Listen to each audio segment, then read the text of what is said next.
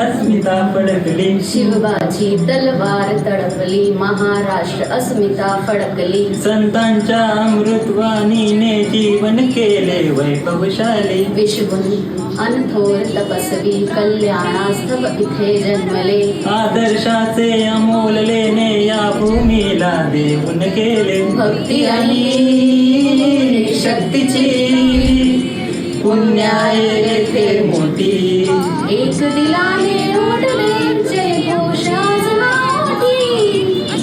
खोऱ्यातून नाद घुमते.